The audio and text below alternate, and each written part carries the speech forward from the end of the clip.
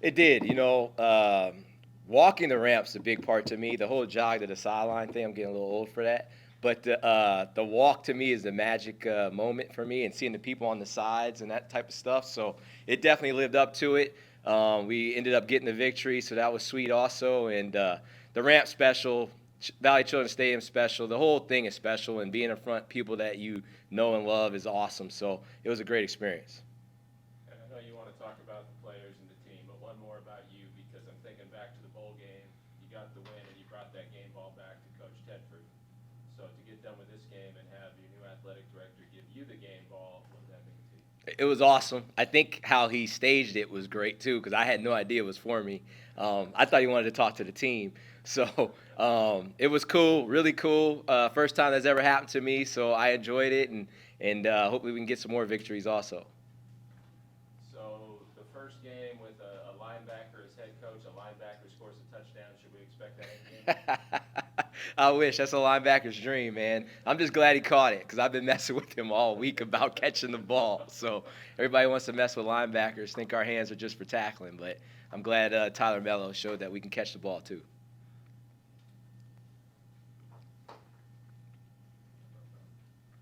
How's it going, Coach? All right, all right. Congratulations on the victory and everything. So overall, what was your whole assessment of the team's efforts in beating Sac State? It was a good effort. We started out really fast. We wanted to be on the attack, and we were able to go deep right there off the jump, play one. Like I said, we started fast, and then it kind of slowed down a little bit, and then turnovers started happening. I think it was the longest first quarter in the history of football or something. And then we started to pick it back up after we came out after halftime. So we just need to play consistent throughout the whole entire game for 60 minutes, which is something we talked about Sunday, and we'll keep on working on.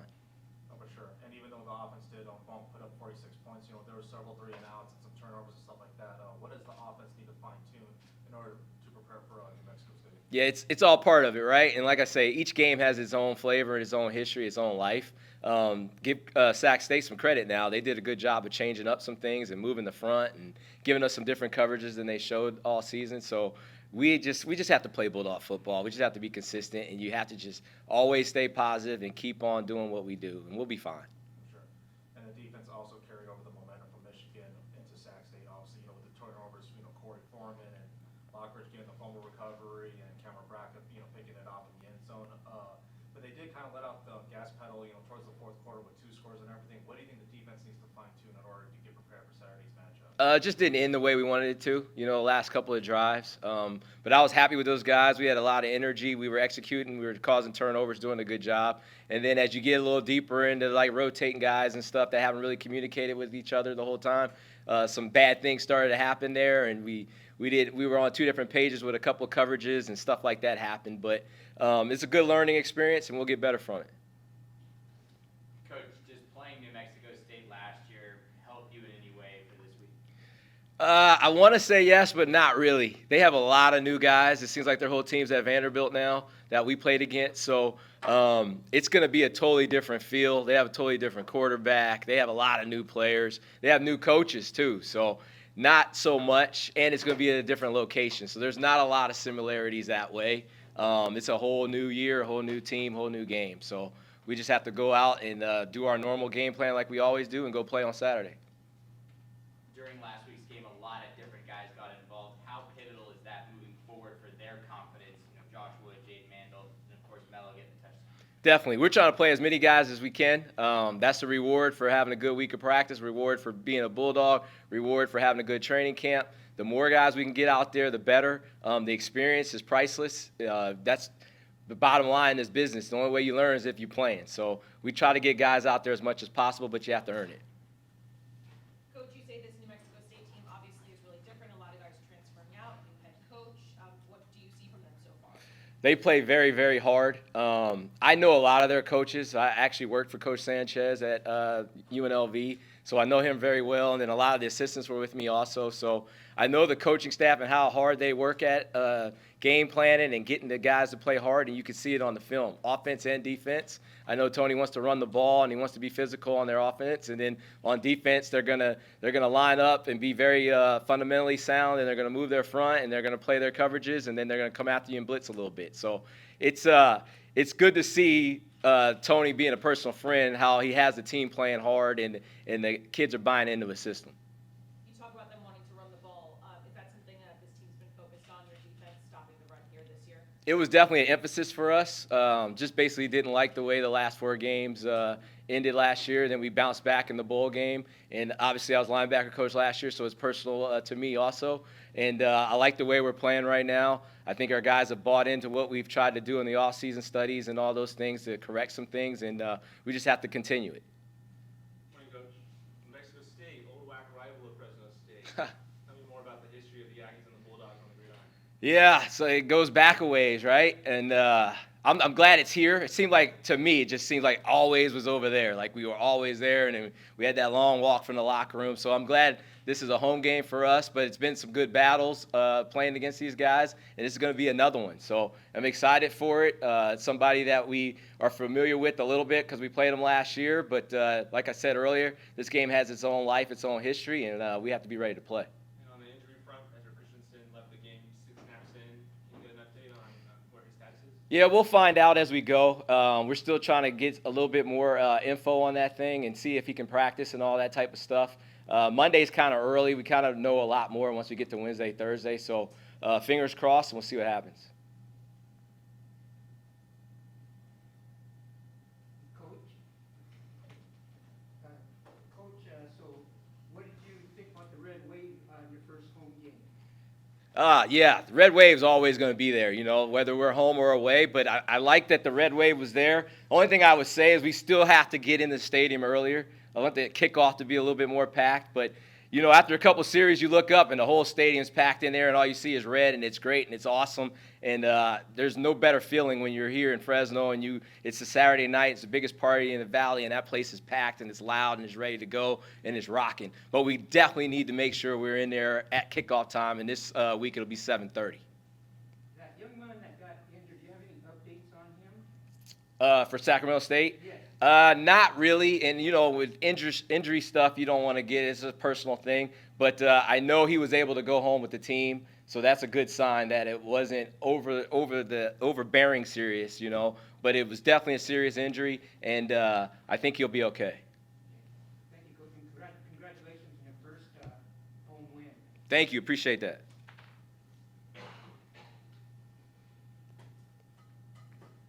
Coach, sorry for some more injury questions, but Campbell as well, is that another situation where you don't know much yet? And then missing Chaden and RJ, if there's anything on those two? Definitely, you know, the injury stuff, as the season goes, it gets, you know, more and more, and it's always a major topic, you know. But Campbell, he was able to walk off pretty good. He's been treating already pretty extensively, and we'll see how he looks tomorrow, and we're just going to be day-to-day with that type of thing. And then the guys that missed the game, we'll see. Chaden and RJ are two guys that are important to us, and hopefully we get them back. But right now, we don't really know that answer yet. Anything catch your eye from what New Mexico State did defensively last week to hold a pretty good Little League team? Anything different from what they did last year with them? They play hard, man. They play really hard. They're going to move their front. They're going to cause some problems that way. They're going to try to mix up their coverages, and then once you get comfortable, that's when they start blitzing and stuff. So they are a hard-playing team. It's going to be a major challenge for us, and one that we're going to have to step up to the plate and accept it and find ways to make explosive plays happen. Coach, I don't know how many special team players of the week fumbled on the punt and then get a touchdown on the back end, but Jalen Moss with a great performance to bounce back on that. What did you see him in the offseason to have him be that kind of contributor, not just on the offense, but in the special teams, and what dimension he provides moving forward for you guys there? Yeah, I mean, first off, he's a great kid. He's a competitor. He competes every single day. He practices like it's game day. So it's not a surprise to me to see him very successful on the field. He's a guy that's very extremely confident. You know, that punt you were referencing where he fumbled, he kind of double clutched it a little bit, and he got hit at the same time. And it was unfortunate the guy was so close. We should have had a blocker on him. But then, like he always does, he bounced right back. Kind of had the same kind of look. He caught it in one catch, and then he got vertical, and it was some great blocking on there, and he did the rest. So I'm excited for him. I think you'll see a lot of big plays from him this year, and we just have to keep it rolling. I know you mentioned a little bit of how long the game felt, but you couldn't really put it away as much as you wanted to with the run game and the situations. How much are you guys focusing on that now? A couple back-to-back weeks of the run game not really being there so far, but looking to push it this week? Yeah, it's still very early in the season, and like I said, you can't compare the two games. It was totally different system, schemes, players, all that type of stuff. We're just going to consistently keep on working to establish our run game and getting the positive yards, and it's a lot of yards after contact, but it's very close. I'm telling you, watch the film, it's very close. Just one guy sticking on a block, beat this guy, just run through arm tackles, that type of stuff, you know? So we're right there. It's nothing to panic about. We'll be fine. Thank you.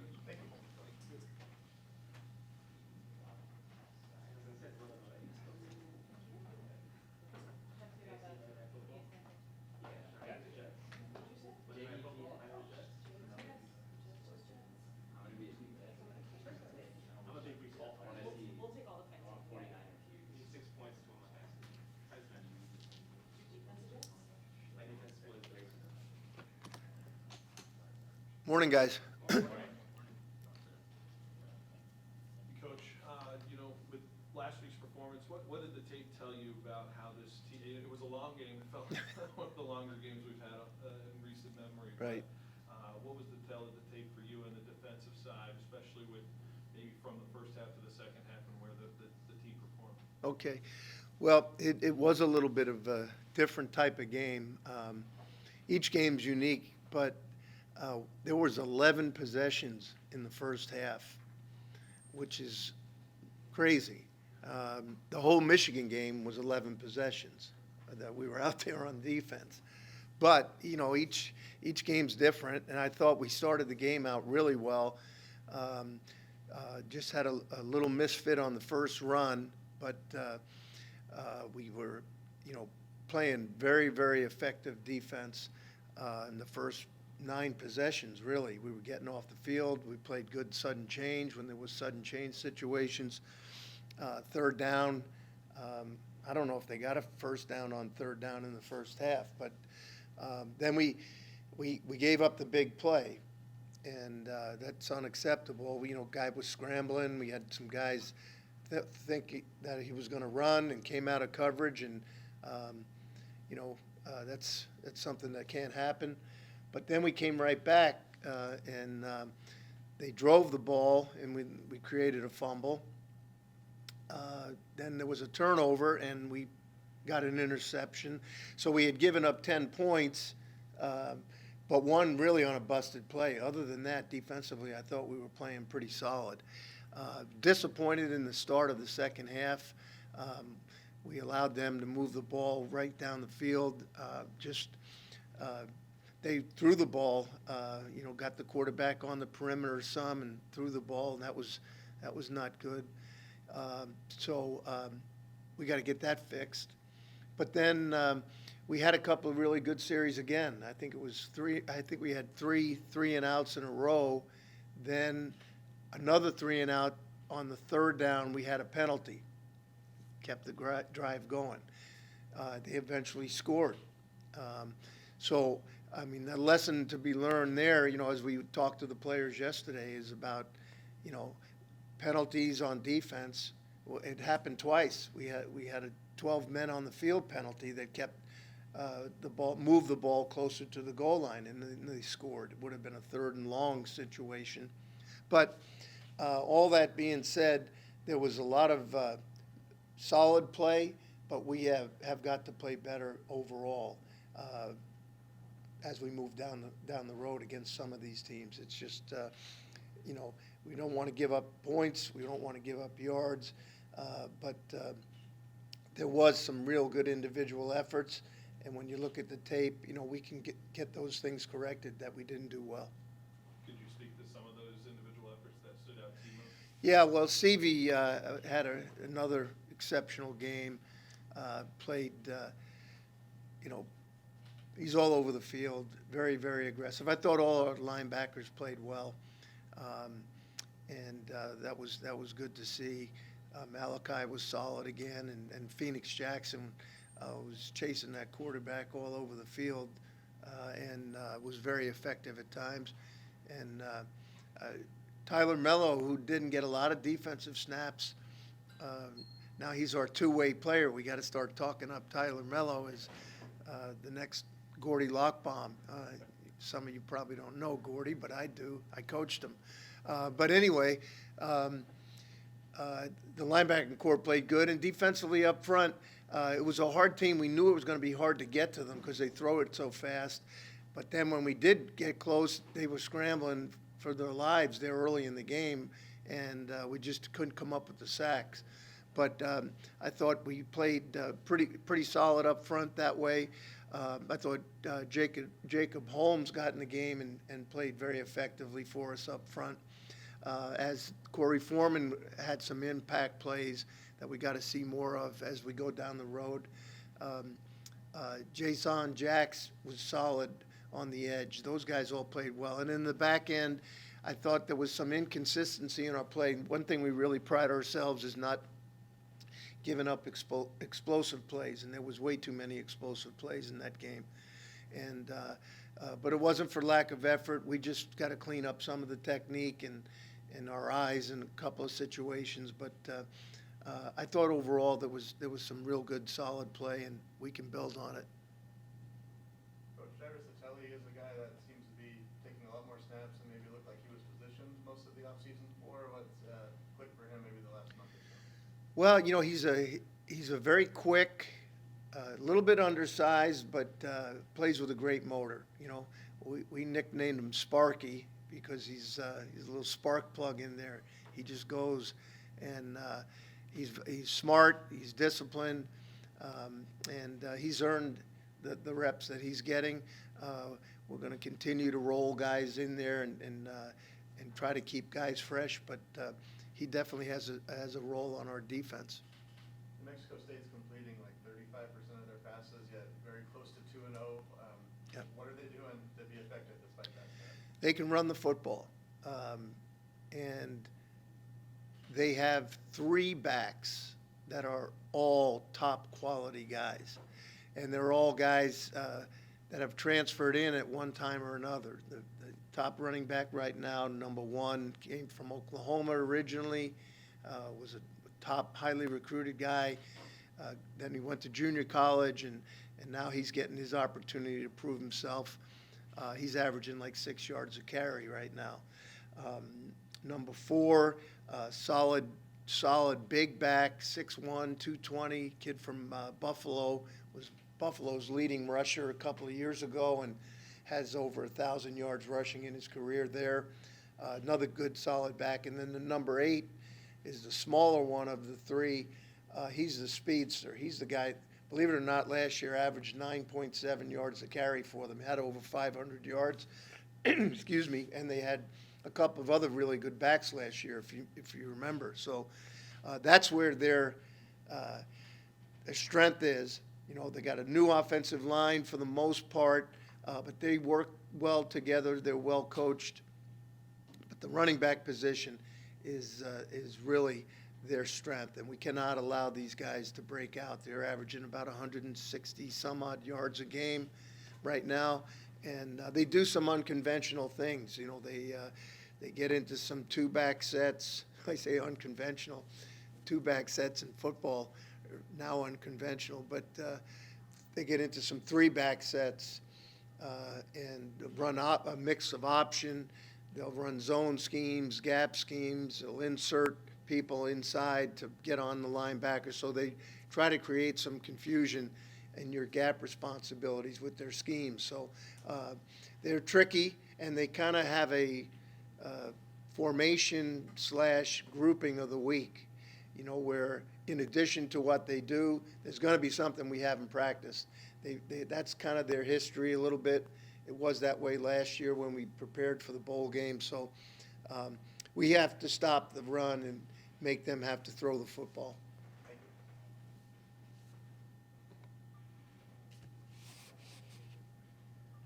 Hey, Coach Coyle. Hey. You had 3 turnovers in the first half. I mean, last year that was kind of a problem. Like, you guys trying to take the ball away. What's working this year? Is it turnover luck, or is it just you guys in the right space?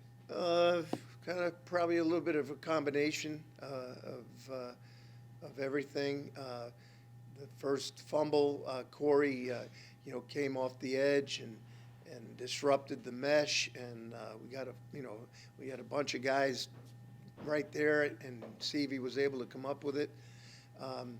it was a good play between Kosi and Braca. They kind of simultaneously tackled the guy, and they both are claiming that they caused the fumble. So the film is it's hard to tell.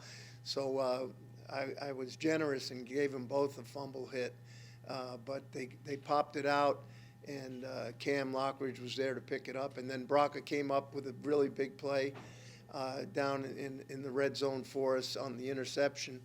It was good coverage, and actually Tyler Melo did an excellent job on that play, which wouldn't have been seen by many people unless you really study the film. But he was in coverage, and the back tried to leak out, and the quarterback didn't have an outlet, so that's when he stopped and threw back across the field to enable Cam to make the play. So we got to keep that up. Our goal, we want to average over two a game. We talked to the players. If we can have over 25 takeaways in the season, that should put us right around the top 5 in the country.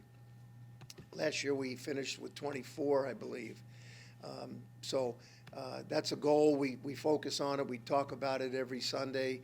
We have a big chart, and we recognize guys that were involved in the takeaways. So hopefully we can continue to get that going. Is there any incentive for turnovers? I know some teams have turnover bells, turnover whistles.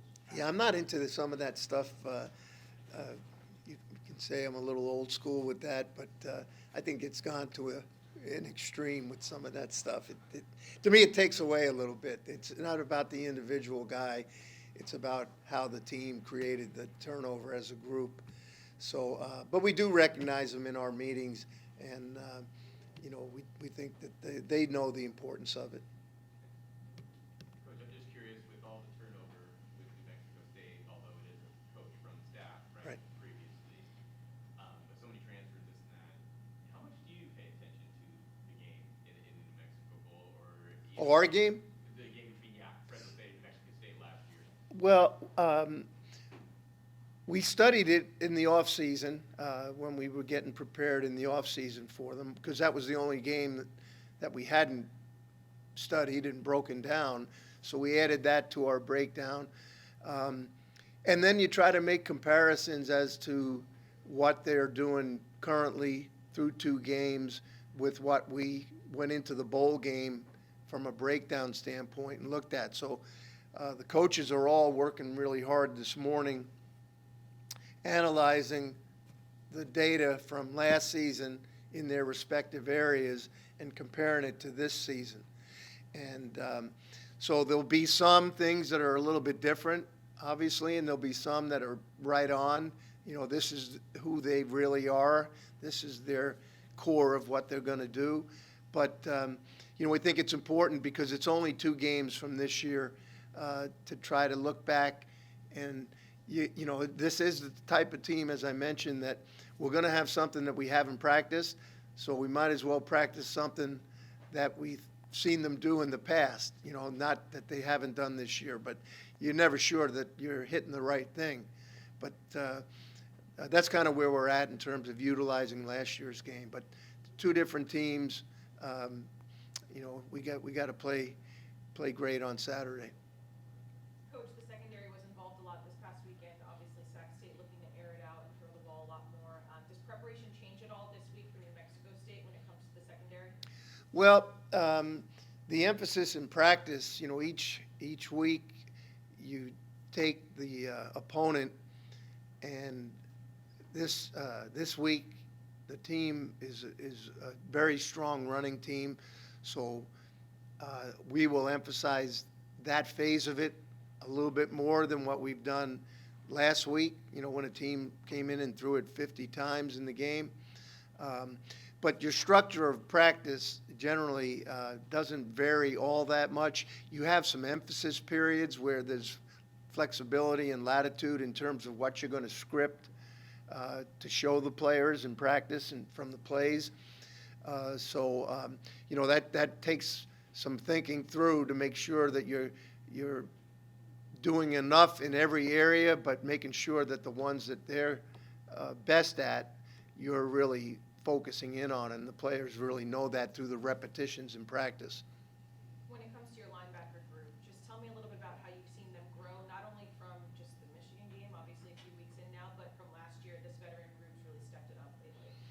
Yeah, I mean, we felt going in that this crew could be better than our linebacking core has been, although it's been very good. And I think right now we're starting to see that because there's depth. They play extremely hard. They're well coached, and I think that they take a lot of pride in executing the defense, knowing the defense, getting everybody else lined up.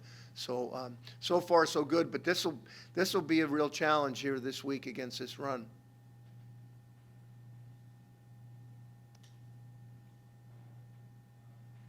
How's it going, Coach? Good. Sure. You guys have been on a good little defensive streak right now, going against Michigan and then going into Sac State. What do you need to do to keep that momentum going now into your third week against New Mexico State? Excuse me. Well, we got to play better than we did last week for certain. And as we said, there were things we could have done better against Michigan as well. But I like the fact that we've gotten a lot of guys some experience here in the first couple of games. That's going to bode well for us here as the season progresses. I think we have the ability to play a real solid defense when everybody's on the same page, and that's our job as coaches to get them to do that.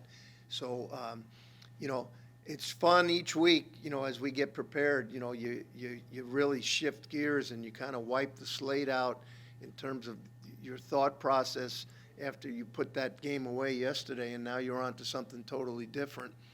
And it takes a few days for the players to understand what the real plan is as we move forward. But I'm excited about this week and where we're at defensively. I think we have a chance to really improve as the year goes on. Oh, for sure. But it seemed like, the defense did a lot better in the first half than the second half. What do you think you need to do in terms of helping out the team, and, what else needs to be fine-tuned in order for you guys to, play all-out defense through all four quarters? Well, we can't have a letdown, and I don't think it was a matter of effort the other day.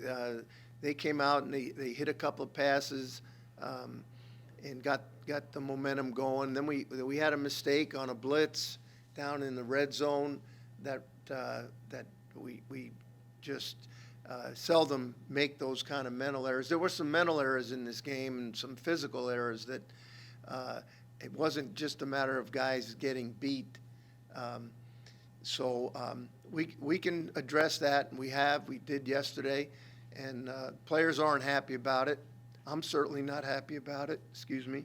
And now it's another challenge this week to get back on the field and not allow that to happen in the second half.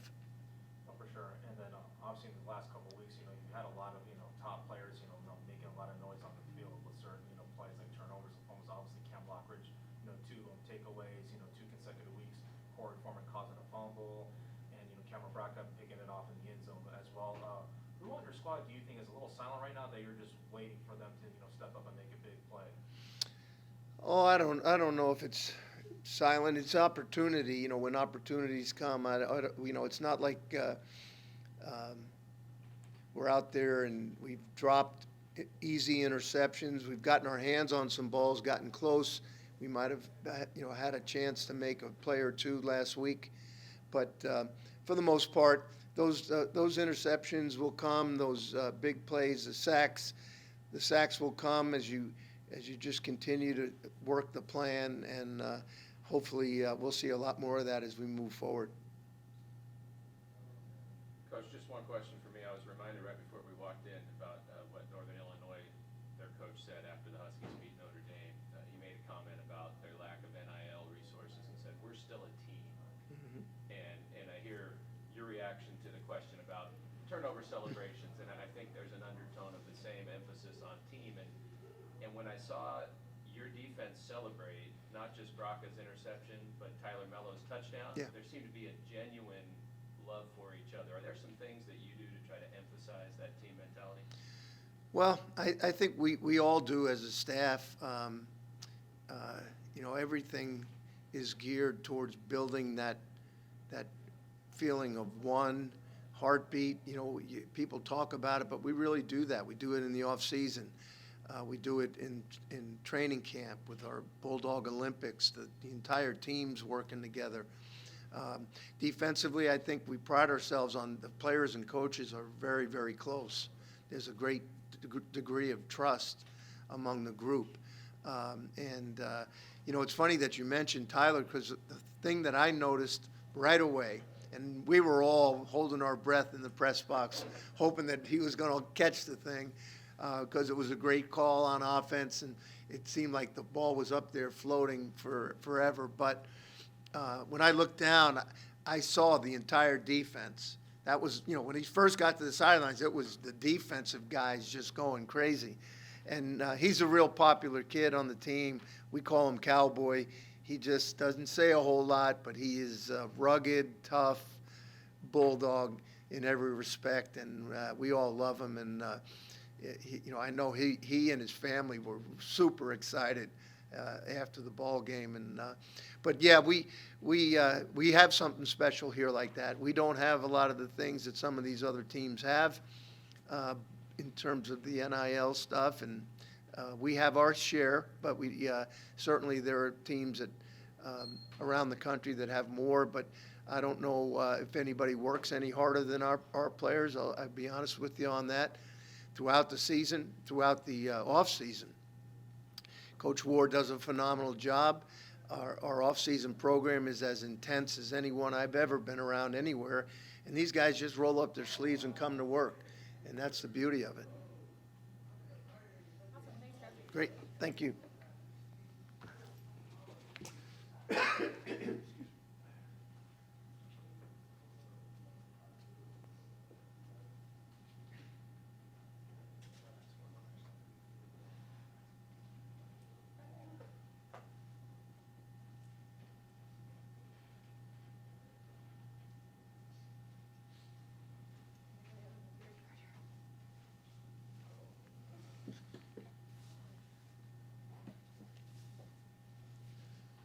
Well, Coach, we were just talking about the Tyler Melo touchdown from a defensive perspective, and we saw what it meant to all his defensive buddies. But as Pat Hill said on our broadcast, that took some huevos to make that call in that moment on fourth down. So can you walk us through that scenario and why you guys decided to make that call?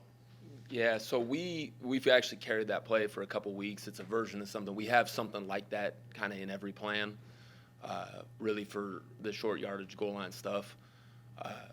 And the reality is, and probably the coolest part that people won't realize is, I think it was on Thursday, we actually grabbed Tyler and we said, hey, like, we got to make sure that you're ready to go. Like, as soon as we hit the red zone area, if somebody goes down, like, you got to make sure that you're ready to go. And he was right there, because right before I called it, I said, hey, is Melo down here? And he was about 2 feet from me. And so, I've seen him catch it in practice, and the reality is he wasn't going to be in if Jake Baus hadn't been cramping. So it was really him stepping up to the table when a guy was down. He was ready, and that's just such a testament to him. Like, that's Tyler Melo. Like, he was ready. He wasn't messing around on defense or looking at iPads on the sideline or worried about anything else. He knew he needed to be ready because somebody was down, and it was his call, if it went. So, we ran the ball first couple times and didn't get in. So I said, screw it, we're going to throw the ball. And he was ready. So it was really cool. It's a testament to Tyler. So was there a line outside your door of defensive players wanting to be next? No, but Tyler's been lobbying for that for a while, and sometime during fall camp, I was like, okay, we'll make it happen. So I went to Skip, and again, testament to Tyler.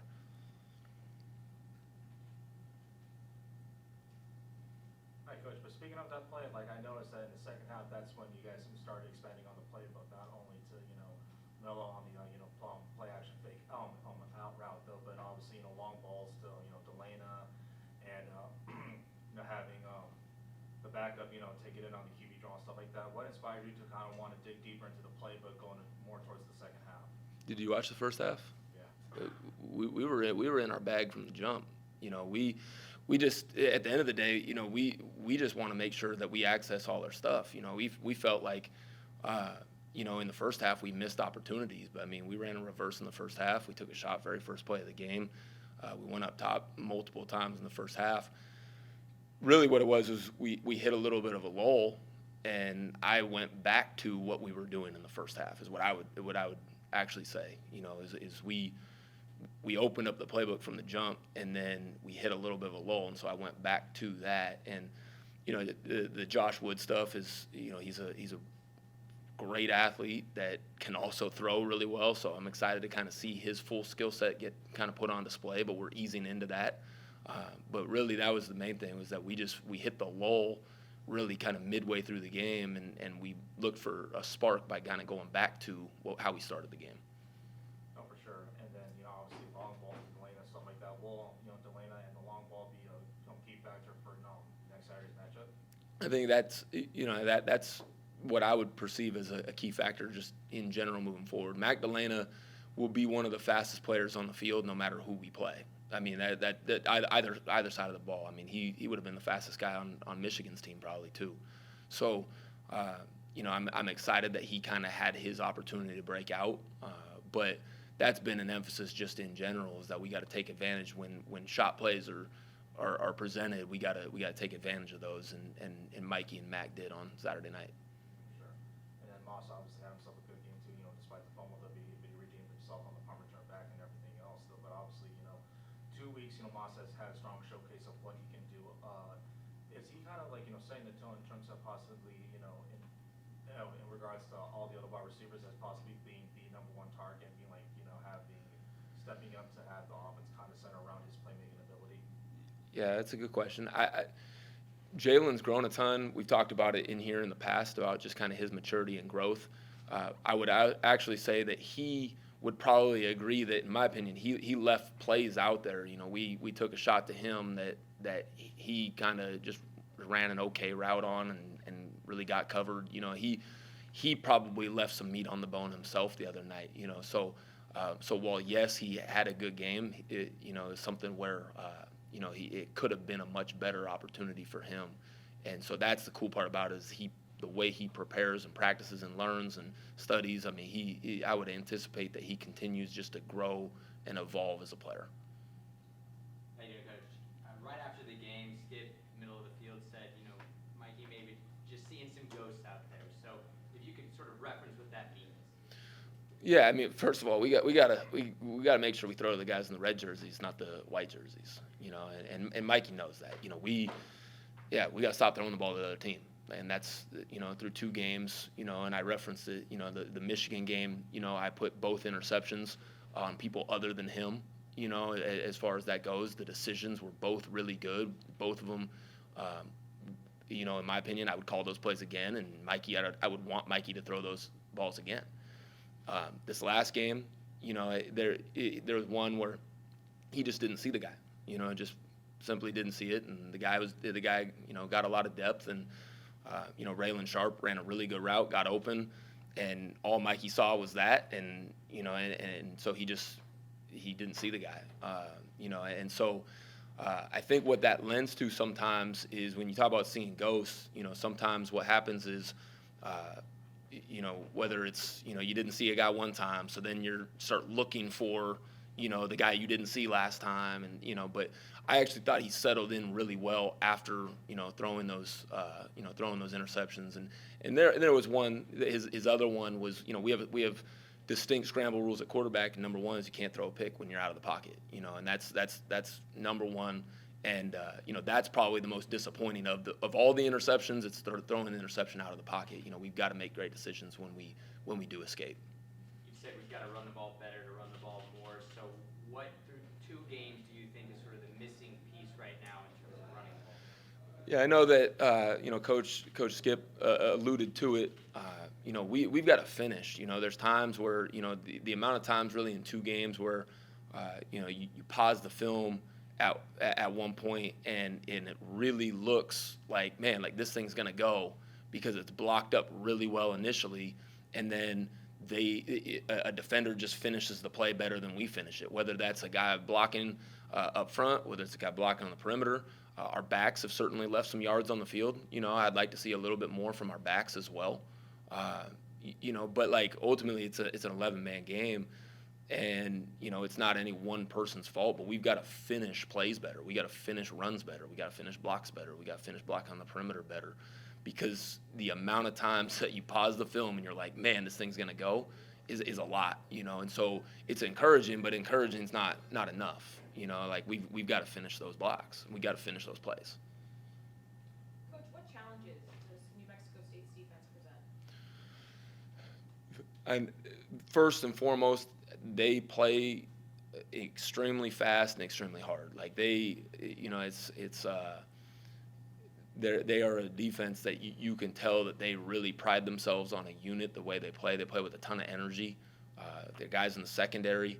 They're extremely active, and they're gonna make sure they let you know that they're there to make plays. And the guys up front, they play fast. They get off the ball. Their linebackers, when they recognize it's a run, they are fitting the run. So it's just something where ultimately the biggest challenge in my mind is just the speed and aggressiveness that they play the game with. Coach, could you just kind of give us an inside look on like how it comes about with regards to Tyler getting an opportunity on offense? Do you approach Coach Coyle or Skip, and how does it happen? Well, you really look at maybe what are some things that you want to do in certain situations, and then you start looking at, okay, who's the best bodies to do that on our team, and so when you look at the formation that we were in on that, there was no receivers out there. We had really 3 tight ends and Tyler Melo, so what would have been 4 tight ends, so for us to get in a 14 personnel package, you really got to look at, do we have the guys to do it, and who are the right guys?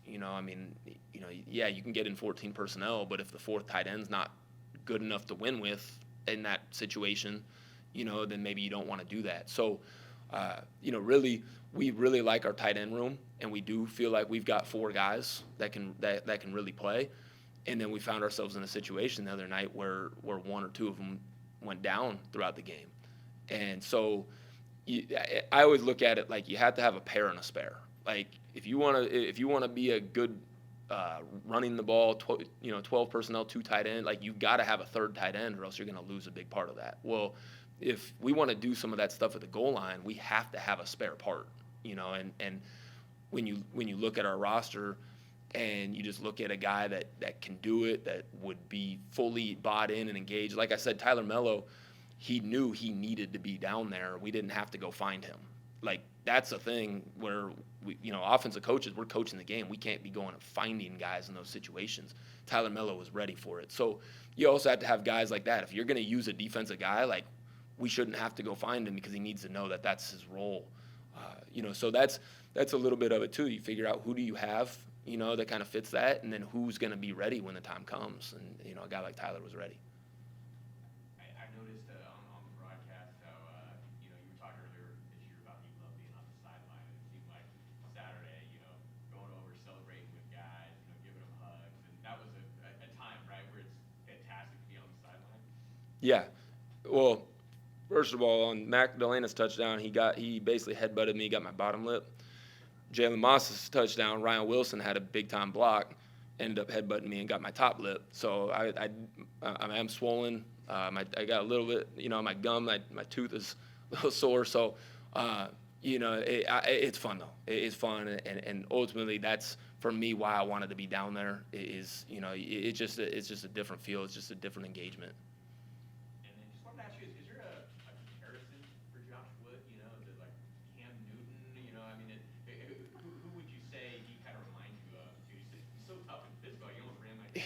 Yeah, so I was actually talking to Coach Tedford this morning, and we were talking about that, like just the physicality that Josh is running with is a little surprising. We knew he was a really dynamic athlete with the ball in his hands, but he is running really physical. So I wouldn't necessarily put him on Cam Newton status yet, but just I've been very encouraged and very pleased with just the toughness that he has displayed as a runner, because he is really dynamic, and the best part about it is like he's a quarterback first. It's just one of those things where he just adds a different dimension to the offense, with that. And that's the beautiful part about it is, you know, at some point somebody's just going to go, hey, he's just going to run the ball, and then, you know, we'll be able to exploit that. But, you know, at the end of the day, it's been very encouraging to see just the intention that he runs the ball with. Morning, Coach. Morning. Looked like Liberty got some big passing plays at New Mexico State. You know, deep game, intermediate game was working for the Liberty Flames. How much of an opportunity is this for Mikey to have another big game out there on Saturday? Yeah, well, to Liberty's credit, you know, that they hit some pass plays, but they're really effective running the ball. Like, that's kind of their MO, that's their deal. And so, you know, I think that, you know, when you get a team that comes in with the intention of running the ball, and you know, New Mexico State had to respect that, you know, so I think that that kind of created some opportunities maybe. You know, but yeah, I think every game's an opportunity for Mikey, but I think that we're always going to see something a little different, you know, than maybe what teams put on film, you know, just because of kind of the nature of what we do. And we know that, you know, we kind of go into it, you know, knowing that we got to be prepared for, you know, maybe a little more pass-first approach, you know, at times. And that's where we gotta run the ball better so that that's not the case. And Malik Sherrod, is he 100% healthy? Is he, you know, coming into these games not dinged up at all? I would say it's kind of like last week. He's getting healthier by the day. You know, I still think that, you know, he's, you know, I don't want to say it's lingering, but I think that it's something that I think that by the day he's getting healthier. Coach, you mentioned Jake Bowes cramping up. It gave Richie Anderson a lot of snaps. Just anything you learned about your redshirt freshman on Saturday? Richie Anderson's a baller. You know, he the best part about Richie is he's got like kind of like almost like a naive a naive side to him, where it's just kind of like he just goes. He just knows one speed. He just goes. When he makes a mistake, it's a full speed mistake, and he's extremely athletic. He's